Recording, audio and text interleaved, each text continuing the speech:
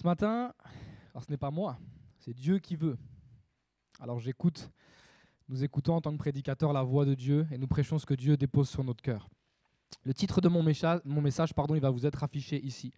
L'amour en 4 étapes. Ce matin, Dieu a envie de parler d'amour. Dieu est amour. J'aimerais ce matin dans ce message vous parler d'amour et mettre 4 étapes au niveau de l'amour, si je puis me permettre. Il y aurait tellement d'étapes finalement, mais on va en garder 4 ce matin, sinon on est encore là jusqu'à ce soir. L'amour en 4 étapes, c'est vraiment le titre de mon message ce matin. Et il y a un chapitre qui résume tellement bien finalement cet amour. Dans 1 Corinthiens, il est dit au début de ce chapitre, le titre du chapitre 13, c'est l'amour. Et j'aime tellement ce passage, alors j'en ai pris un court extrait. 1 Corinthiens chapitre 13, verset 1. En effet, si je parlais la langue des hommes et même celle des anges, mais sans avoir l'amour, je ne serais rien de plus qu'une trompette claironnante ou une cymbale bruyante. Si j'avais des prophéties, si je connaissais tous les secrets et si je possédais toute la connaissance, si j'avais même dans toute sa plénitude la foi jusqu'à transporter les montagnes, sans l'amour, je ne serais rien. Si même je sacrifiais tous mes biens et jusqu'à ma vie pour aider les autres, au point de pouvoir m'en vanter, sans l'amour, cela ne me servirait à rien. L'amour est patient, il est plein de bonté. L'amour, il n'est pas envieux, il ne cherche pas à se faire valoir, donc son propre intérêt, selon les versions, et il ne s'enfle pas d'orgueil. Verset 5, il ne fait rien d'inconvenant, il ne cherche pas son propre intérêt, il ne s'aigrit pas contre les autres, il ne trame pas le mal. L'injustice l'attriste, la vérité le réjouit. En toute occasion, il pardonne, il fait confiance, il espère, il persévère. L'amour n'aura pas de fin. Et un peu plus loin au verset 13, en somme, 3 choses demeurent. La foi, l'espérance et l'amour. Mais la plus grande d'entre elles, c'est l'amour. Amen. C'est le texte que j'ai vraiment choisi ce matin, qui a percuté mon cœur. 1 Corinthiens chapitre 13. Et dans l'amour, finalement, dans la Bible, on nous parle de 3 types d'amour. Il y a l'amour agapé, qui est l'amour divin. Il y a l'amour éros, c'est l'amour entre un homme et une femme. Et il y a l'amour également philéo, l'amour entre frères et sœurs en Christ, entre amis. Bref, l'amour le plus simple à exprimer et le plus souvent utilisé. J'ai également dans mon introduction la définition biblique de l'amour. L'amour, c'est une particularité de Dieu, c'est-à-dire un côté essentiel de son caractère, de sa personne. Cet amour ne va pas à l'encontre de sa sainteté, de sa droiture, de sa justice ou même de sa colère. Toutes ces caractéristiques ont une harmonie parfaite. De la même façon que Dieu est aimant, tout ce qu'il fait est juste et droit. L'exemple parfait de l'amour véritable est Dieu. Il est impressionnant de voir qu'à ceux qui reçoivent son Fils, Jésus comme leur Seigneur et Sauveur personnel, Dieu a donné, écoutez bien ça, la capacité d'aimer comme lui par l'action du Saint-Esprit. Amen, c'est extraordinaire. Dieu nous donne la capacité d'aimer comme lui aime. Et c'est mon premier point ce matin, c'est ma première étape. L'amour de Dieu. J'aimerais parler de Dieu ce matin. L'amour de Dieu. Moi, je suis sûr d'une chose, un créateur aime sa création. Dieu est notre créateur. Et moi, je suis sûr que Dieu nous aime. Dieu nous aime parce qu'il nous a créés. Et Dieu nous a tellement aimés qu'il a envoyé son Fils Jésus. Je vais envoyer mon Fils Jésus. Je vais envoyer mon Fils Jésus pour qu'ensuite, par son sang, ils aient la vie éternelle, ce sacrifice parfait. Voilà une grande preuve d'amour de Dieu. Et c'est sur celle-ci que je veux appuyer ce matin. Il y en aurait tellement finalement, mais c'est vraiment sur celle-ci que je veux appuyer ce matin. 1 Jean chapitre 4, verset 8. Qui n'aime pas n'a pas connu Dieu, car Dieu est amour. Voici comment Dieu a manifesté son amour pour nous. Il a envoyé son Fils unique dans le monde pour que par lui, nous ayons la vie éternelle selon les versions. Et Jean 3,16, que vous connaissez sûrement, et je l'espère, oui, Dieu a tant aimé le monde qu'il a donné son Fils unique pour que tous ceux qui placent leur confiance en lui échappent à la perdition et qu'ils aient la vie éternelle. Amen. La plupart des versets sont pris dans la version Summer. Imaginez, vous voyez ces versets qui s'affichent à l'écran, envoyez votre enfant mourir pour sauver l'humanité. Est-ce qu'il y a des parents ce matin dans la salle? Levez la main que je vois un petit peu. Il y a des parents ce matin? Ok, vous êtes pas mal. Il y a beaucoup de parents. Moi, je peux lever la main maintenant. Depuis 1 mois et demi, je peux lever la main, bientôt 2 mois. Et imaginez envoyer votre enfant pour sauver l'humanité. Est-ce que ce n'est pas la plus belle preuve d'amour finalement? Moi, je me rendais compte, j'avais un neveu et des amis qui ont des enfants, et j'aimais ces enfants. Mais je ne me rendais peut-être même pas bien compte ce que c'est que son propre enfant, aimer son propre enfant. C'est quelque chose vraiment de fort. Je le réalise encore plus moi aujourd'hui. Je ne dis pas que je ne le réalisais pas avant, mais aujourd'hui, je réalise encore plus que je lis ces versets, cette parole de Dieu, et je me dis, mais Seigneur, tu as sacrifié ton fils, tu as envoyé Jésus pour moi, ton propre fils. Connaissez-vous l'histoire de ce jeune homme et de son papa avec le train? Je n'ai pas réussi à retrouver la vidéo, alors je vous l'explique. C'est un papa qui partait avec son fils le matin, et il y avait un levier à actionner au niveau du pont. Il y a un train qui passait sur le pont le matin, les gens allaient travailler avec ce train, et finalement, il actionnait le levier pour que le train puisse passer sur le pont. Et un jour, alors que son fils a voulu y aller, son fils tombe dans tout le mécanisme du train, du pont, pardon. Et il tombe à l'intérieur. Il n'a pas réussi à récupérer son fils et le train arrivait. Il avait 2 solutions. Soit il n'actionnait pas le levier, son fils restait en vie, mais le train se scratchait. Ou alors il laissait passer le train avec toutes les personnes dedans, mais il actionnait le levier et son fils mourait. Ce papa a pris la décision d'actionner le levier. C'est l'image qu'on a voulu montrer ici avec Dieu et son fils Jésus. Il a actionné le levier, il a sacrifié son fils pour tous ces gens qui sont passés dans le train. Et quand il a vu ce train passer, il y avait des toxicos, il y avait des gens qui se piquaient, qui se droguaient, des alcooliques, et j'en passe. Et finalement, ce que la vidéo veut nous montrer, c'est « Regarde ce que j'ai fait. J'ai donné mon fils, j'ai sacrifié mon fils pour que tous ces gens vivent, tous ces gens aient la vie éternelle. » Et je me dis, mais Dieu est extraordinaire, extraordinaire. Celui qui a réussi cet exercice, c'est Abraham. Il a bien réussi, il a très bien réussi même. Par contre, moi j'aurais voulu être là quand même, pour voir la tête d'Isaac quand il a compris que c'était lui le sacrifice. On aurait tous voulu voir sa tête. Papa, il y a le feu, l'holocauste, il y a le feu, il y a le bois, il y a tout ce qu'il faut, mais où est l'holocauste, papa? Où est l'holocauste? Le sacrifice, où est-ce qu'il est?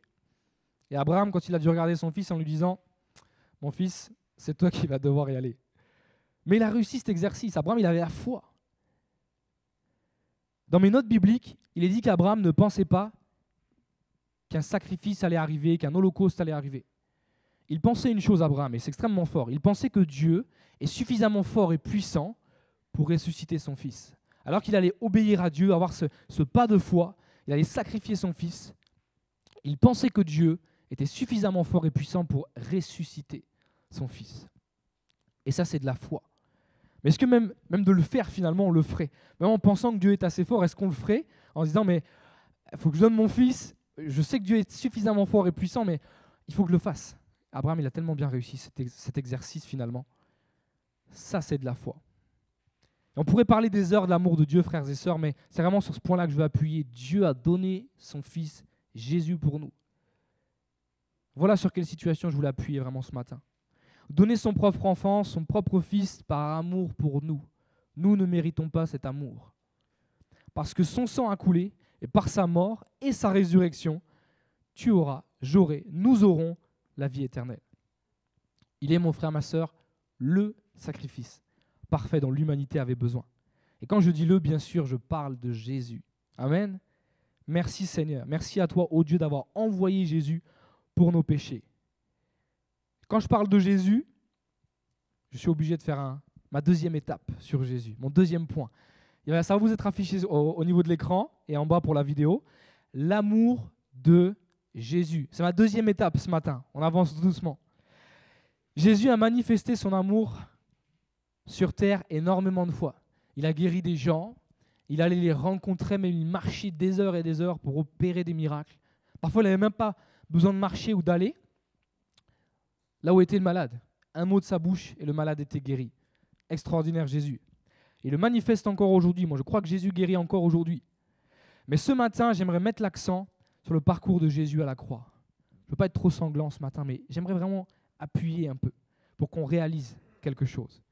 On réalise que Jésus nous aime, on réalise que Jésus est mort sur la croix.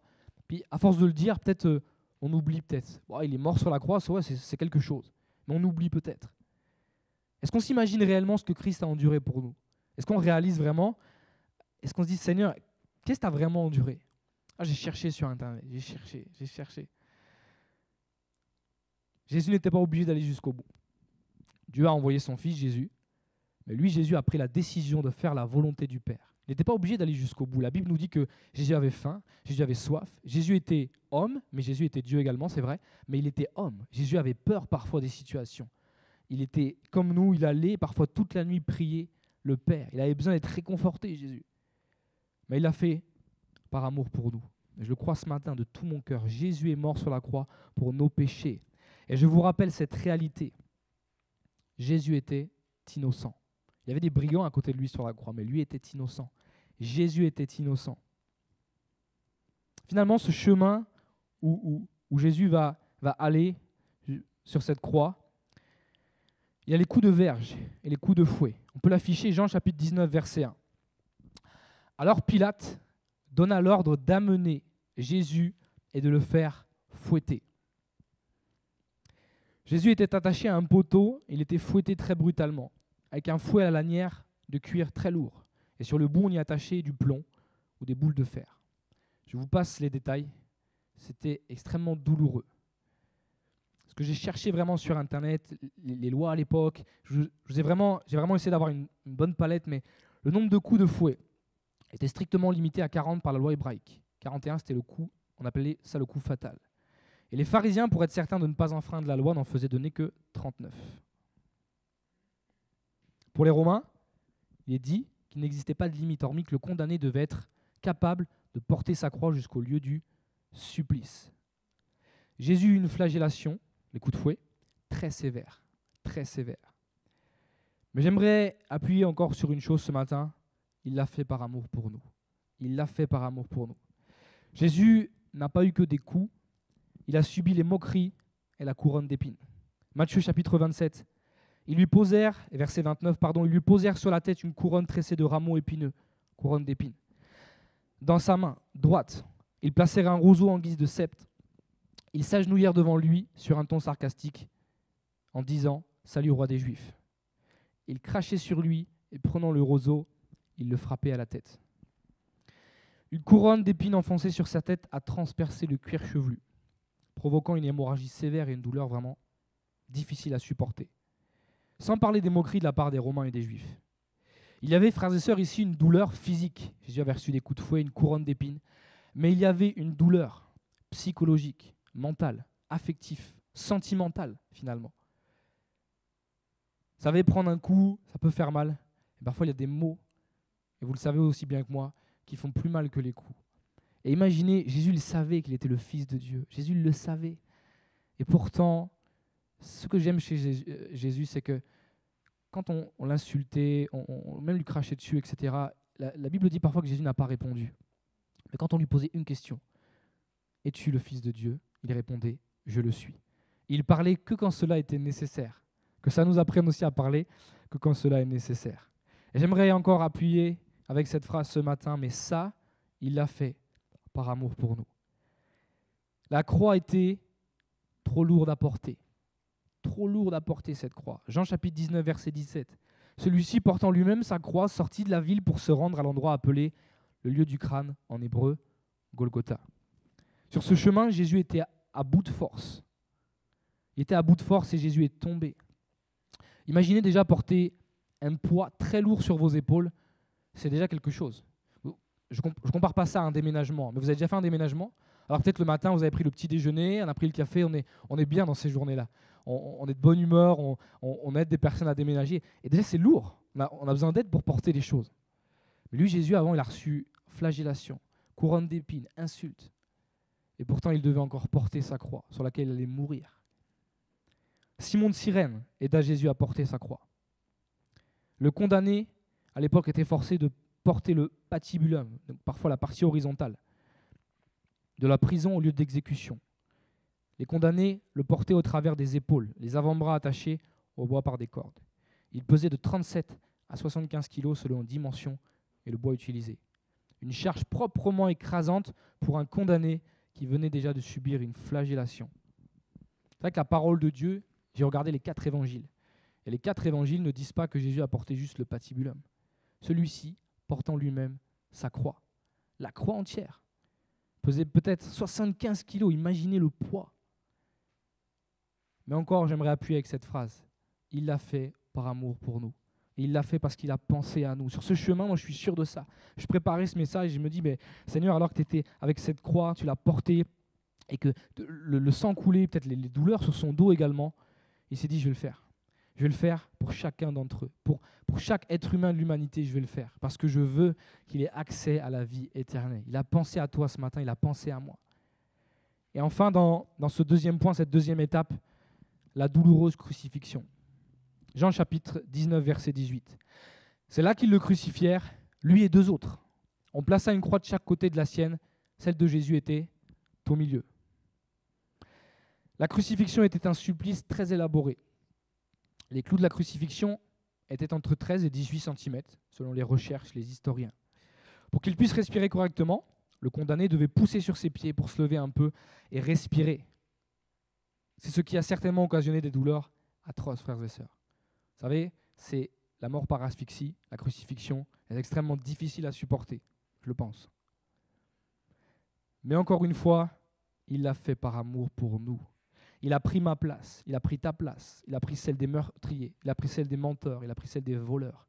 Et Jésus a pris notre place sur cette croix, afin qu'au travers de la repentance, ils reçoivent la vie éternelle. Nous recevons cette vie éternelle. Écoutez bien cette phrase, frères et sœurs. Ce n'était ni les clous, ni les cordes, ni la peur des Romains et des Juifs qui ont gardé Jésus-Christ sur cette croix, mais c'est son amour pour l'humanité. Waouh, j'ai aimé cette phrase sur Internet, j'ai dit je la prends. Il faut que je la donne à l'église ce matin. Je vous la relis. Ce n'était ni les clous ni les cordes, ni la peur des Romains et des Juifs qui ont gardé Christ suspendu à cette croix, mais c'est son amour pour l'humanité. Je crois que Jésus nous a profondément aimés à ce moment-là. Dieu a envoyé Jésus. Jésus a fait la promesse qu'après son départ, qu'est-ce qu'il fait comme promesse? Le Saint-Esprit viendra. Qu'est-ce que Jésus a dit? Il est avantageux que je m'en aille. Si je reste, je peux rester, mais il est avantageux que je m'en aille, a dit Jésus. Et si je m'en vais, alors je vous l'enverrai. Je lui ai mis des conditions. Si je m'en vais, je vous enverrai le Saint-Esprit. Le Consolateur va venir. Et c'est mon 3e point ce matin. L'amour du Saint-Esprit. Je crois réellement que le Saint-Esprit nous aime. Le Saint-Esprit a les attributs de Dieu. Dieu nous aime, Dieu est amour, et je crois que le Saint-Esprit nous aime. Je vais vous démontrer également pourquoi. Jésus est parti près du Père, il va nous laisser, comme je vous l'ai dit, son Esprit. Et la Pentecôte a mis en avant l'importance du Saint-Esprit après le départ de Jésus vers le Père. L'œuvre du Saint-Esprit a une place très importante dans la vie de l'Église aujourd'hui. Amen. Les églises qui ne laissent pas l'Esprit agir, permettez-moi de le dire, mais est-ce qu'on a vraiment une Église vivante finalement? Là où il y a l'Esprit du Seigneur, il y a la liberté. Et nous devons au milieu de nous laisser l'Esprit agir. Tellement important dans la vie de l'Église aujourd'hui, le Saint-Esprit. Et l'Église n'est pas juste quand on se réunit le dimanche matin, même dans nos travails, dans nos familles respectives, le Saint-Esprit habite en nous. Nous sommes l'Église. Il est tellement important pour nous.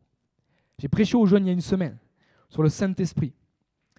Le titre de mon message, j'ai vraiment donné une grande palette sur le Saint-Esprit. Là, on a vraiment bien parlé du Saint-Esprit. On a eu un temps très fort d'ailleurs après.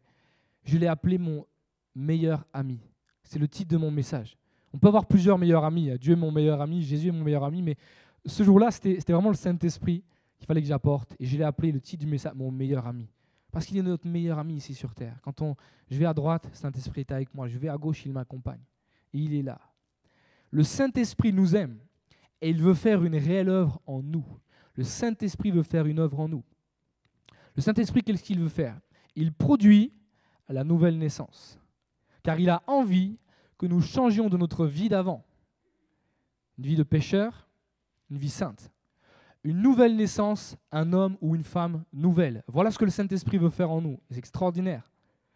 Pour entrer dans le royaume de Dieu, Jésus va affirmer à Nicodème qu'un homme doit naître d'eau et d'esprit. Jean chapitre 3, verset 5. Jésus répondit, en vérité, je te le dis. Si un homme ne naît d'eau et d'esprit, il ne peut entrer dans le royaume de Dieu. Amen. Le Saint-Esprit, qu'est-ce qu'il fait également? L'œuvre du Saint-Esprit, il fait sa demeure dans le croyant. Je crois qu'il veut demeurer en nous. L'apôtre Paul va en donner l'exemple dans sa lettre adressée à Rome. Romains, chapitre 8, verset 9. Pour vous, vous ne vivez pas selon la chair, mais selon l'esprit. Si du moins, l'esprit de Dieu habite en vous. Si quelqu'un n'a pas l'esprit de Christ, il ne lui appartient pas. C'est très fort ces versets, hein, mais c'est la parole de Dieu qui le dit. Ici, il y a le mot habite, habiter. Si du moins l'esprit de Dieu habite en vous. J'aime ce mot habiter. Les synonymes sont se loger, demeurer, occuper, résider ou séjourner. Personnellement, je ne réside pas dans un endroit où je ne me sens pas à l'aise. Je ne sais pas pour vous. Dans votre maison, quand vous rentrez, même quand vous partez des fois, vous avez une envie, des fois c'est j'ai envie de rentrer à la maison. J'ai envie d'être à l'aise chez moi, sur le canapé. Bref, vous avez envie d'être chez vous, c'est normal. Et le Saint-Esprit veut demeurer en nous. Il veut loger, demeurer, occuper. Il veut résider en nous. Pas à côté de nous, mais en nous. C'est extraordinaire quand même. Il veut résider en nous. Il veut rester à l'intérieur de nous. Quand on réside dans nos maisons, on ne reste pas qu'une semaine. On ne reste pas 2 semaines. On reste quand même un certain temps. Soit on achète des maisons, soit on loue, mais on reste quand même un certain temps. Et c'est ce que le Saint-Esprit veut faire en nous. Il veut résider. Pourquoi il veut résider en nous? Il veut opérer un réel changement d'attitude. Le Saint-Esprit veut produire son fruit en nous. Il produit son fruit en nous. Pas ses fruits, son fruit. Il n'y a qu'un seul fruit, mais il y a plusieurs choses dans ce fruit finalement. Galates chapitre 5, verset 22. Mais le fruit de l'esprit, c'est l'amour. Amen. C'est la joie, c'est la paix, la patience, la bonté, la bienveillance, la foi, la douceur et la maîtrise de soi. Et verset 25, un peu plus loin, si nous vivons par l'esprit, marchons aussi selon l'esprit. Amen. J'aime tellement ce que l'esprit veut faire en nous. Et je vous cite un petit peu le reste de l'œuvre de l'esprit finalement en nous. Ça ne va pas vous être affiché, mais je vais vous le donner. Il donne la certitude aux croyants d'être enfants de Dieu. Nous sommes ses enfants. Le Saint-Esprit, quand le Saint-Esprit nous remplit, nous sommes marqués du sceau de Dieu. Nous avons l'approbation de Dieu. Et ma carte d'identité n'est plus française, n'est plus n'importe quel pays, elle est de la patrie céleste. Je suis enfant de Dieu. Il nous a franchis de la loi du péché. Il revêt les croyants d'une puissance. C'est extraordinaire. Il va nous communiquer des dons spirituels, des dons de prophétie ou d'autres dons. Il va nous fortifier. Ça, j'aime ça parce que parfois, quand je suis faible, je dis Seigneur, ouais, là, c'est bien ma faiblesse humaine. Donne-moi ta force. Et il se passe vraiment quelque chose en moi. Il va aider également les croyants à prier. Je ne sais pas si vous avez déjà vécu ça, mais dans la prière, alors vous priez avec vos mots, vous commencez. Puis à un moment, il y a, même avec tout votre bon vouloir, il n'y a plus rien qui vient finalement. Mais vous avez envie de continuer à prier Dieu. Et là, le Saint-Esprit, ça ne s'explique pas finalement, ça se vit. Mais le Saint-Esprit va vous mettre des personnes en tête à prier. Je vais prier pour telle personne, telle situation. Ensuite, on revoit les personnes. Ouais, ce jour-là, je n'étais pas bien. J'avais besoin qu'on prie pour moi. Ce jour-là, le Saint-Esprit m'a donné de prier pour toi. C'est extraordinaire. Extraordinaire. Le Père, le Fils, le Saint-Esprit. Et dans ma conclusion, j'aimerais conclure, frères et sœurs, c'est finalement la 4e étape. Et à votre avis, qui concerne-t-elle? Cette conclusion, frères et sœurs, elle est pour nous. C'est notre conclusion à nous, finalement. C'est notre 4e étape à nous. Si Dieu nous a aimés en premier, c'est vrai que nous devons l'aimer en retour, mais nous devons également aimer les gens qui nous entourent. Amen. Je ne dis pas que nous devons tous les midis manger ensemble, habiter les uns chez les autres, pardon. C'est pas ça. Mais on doit s'aimer les uns les autres. Je ne dis pas que là-dessus je suis parfait non plus. C'est notre remplis-moi ce matin d'amour. Remplis-moi d'amour ce matin. J'ai un témoignage là-dessus. Un jour que je travaillais dans une entreprise, j'avais vraiment un manager. C'était dur. Il était très dur avec moi. Il était dur avec tout le monde, puis des fois c'était avec moi. Des fois c'était avec un autre un jour, puis des fois avec un autre. Croyez-moi, c'est difficile d'aimer quelqu'un qui vous persécute. Et finalement, alors que je priais, vous savez, pendant un temps, j'aime me laisser la prière, et finalement, mon cœur il s'est rempli même de haine. Et un jour, alors que j'étais chez moi, je dis Seigneur, je fais quoi? Est-ce que j'abandonne mon travail et je m'en vais finalement? Mais ça ne me fera pas grandir spirituellement. Ou est-ce que je décide de grandir spirituellement et je fais ta volonté? Est-ce que je fais ma volonté? donc je m'en vais de ce travail, ou est-ce que je fais la tienne? Et alors là, je me suis mis à genoux. Et là, je le crois de tout mon cœur, Satan, les ténèbres ont commencé à trembler. Ont commencé à avoir peur parce qu'ils se sont dit, mince, il est en train de faire la volonté de Dieu. Je me suis mis à genoux et je me suis dit, Seigneur, est-ce que je mets mes principes en avant, principes de l'homme finalement, détester quelqu'un qui nous fait du mal, rendre le mal pour le mal, ou est-ce que je mets tes principes, Seigneur, en avant? Alors je me suis mis à genoux, j'ai prié. J'ai dit, Seigneur, je ne sortirai pas de cette chambre-là tant que tu ne m'as pas donné de l'amour pour cette personne. Je veux de l'amour pour ce gars. Et je vais tellement lui donner de l'amour, je l'ai raconté à mes jeunes ce témoignage, je vais tellement lui donner de l'amour qu'il va plus savoir quoi en faire. J'avais l'image de cette personne d'un vase. Et je vais tellement le remplir d'amour que ça va déborder. Il va plus savoir quoi en faire. L'amour l'a confondu. Et après, on avait une relation. On avait une bonne relation. Et ça se passait mieux. Il voyait qu'il y avait quelque chose en moi. Il me disait, Romain, il y a un truc bizarre chez vous, mais il y a un truc quand même. Ils l'avoueront peut-être jamais que c'est Dieu qui fait les choses en nous. Mais j'étais tellement heureux. Il dit, regarde, la persécution, moi je réponds à l'amour. C'est pas évident à faire, je vous l'assure. Hein. Je vous l'ai dit, avant mon cœur s'est rempli de haine, etc. Mais à un moment, j'ai pris une décision. J'ai dit, Seigneur, je décide de l'aimer. Pas seulement d'aimer mes sœurs, mon père, ma mère, ma femme. C'est tellement facile. Mais je vais aimer celui qui me déteste. Nous ne devons pas seulement prendre les commandements qui nous plaisent, frères et sœurs. Nous devons prendre toute la Bible, de la Genèse jusqu'à l'Apocalypse. Nous devons prendre toute la Bible. Et j'aimerais finir avec ce texte. 1 Jean chapitre 4, verset 7, jusqu'au verset 21. Et vous laissez ce texte finalement pour qu'on puisse y réfléchir. Mes chers amis, aimons-nous les uns les autres, car l'amour vient de Dieu. Celui qui aime est né de Dieu et il connaît Dieu. Qui n'aime pas n'a pas connu Dieu, car Dieu est amour. Voici comment Dieu a manifesté son amour pour nous. Il a envoyé son Fils unique dans le monde, pour que par lui, nous ayons la vie. Voici en quoi consiste l'amour. Ce n'est pas nous qui avons aimé Dieu, mais c'est lui qui nous a aimés. Aussi a-t-il envoyé son Fils pour expier nos péchés. Mes chers amis, puisque Dieu nous a tant aimés, nous devons aussi nous aimer les uns les autres. Dieu, personne ne l'a jamais vu. Mais si nous nous aimons les uns les autres, Dieu demeure en nous et son amour se manifeste pleinement en nous. Voici comment nous savons que nous demeurons en lui et qu'il demeure en nous. C'est par son esprit qu'il nous a donné. Nous l'avons vu de nos yeux et nous en parlons en témoin. Le Père a envoyé son Fils pour être le sauveur du monde. Verset 15. Si quelqu'un reconnaît que Jésus est le Fils de Dieu, Dieu demeure en lui et lui en Dieu. Et nous avons connu l'amour de Dieu, que Dieu nous porte et nous y avons cru. Dieu est amour. Celui qui demeure dans l'amour demeure en Dieu et Dieu demeure en lui. Et voici pourquoi l'amour se manifeste pleinement en nous. C'est pour que nous ayons une entière assurance au jour du jugement.